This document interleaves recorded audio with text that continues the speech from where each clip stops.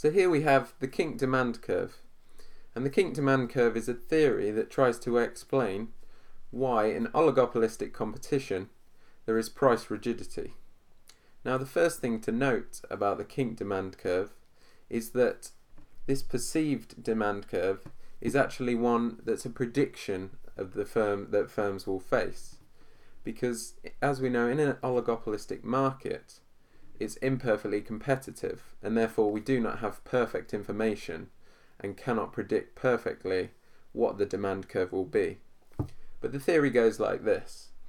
If at point X a firm in an oligopolistic market raises its price, it faces an elastic demand curve, and that's because they believe other firms will keep their prices at point X in order to gain more profit and more market share. So should one firm raise its price from P2 to P1, it will face an elastic demand curve and lose a disproportionate amount of the market. If at point X they lower prices, what will happen is other firms will follow suit.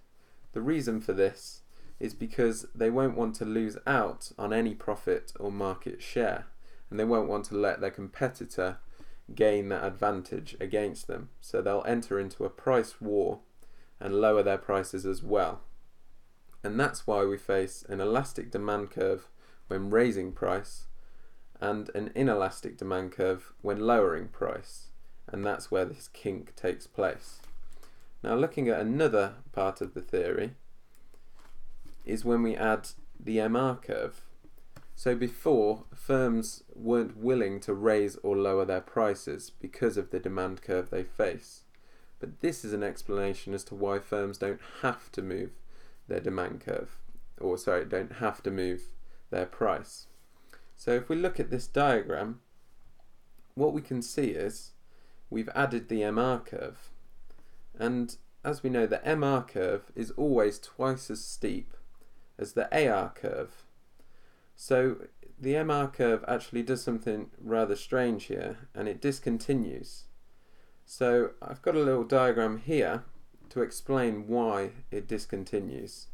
And it follows that if the kink is at this red dot here, what we can see is, should we carry on along our associated MR curve, we see it follows on here and down here.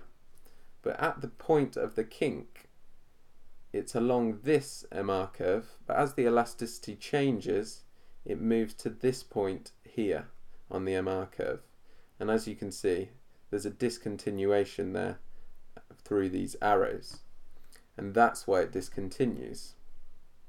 And at this point, should the MR change, or go up and down, as we know that's the profit maximizing point, there will be no actual change in price.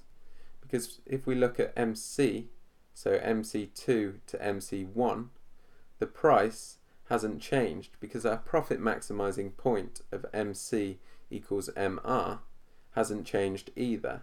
And therefore we will keep our quantity at Q1 and keep our price at P1. And therefore the oligopoly doesn't have to change its price, even if our marginal costs have changed.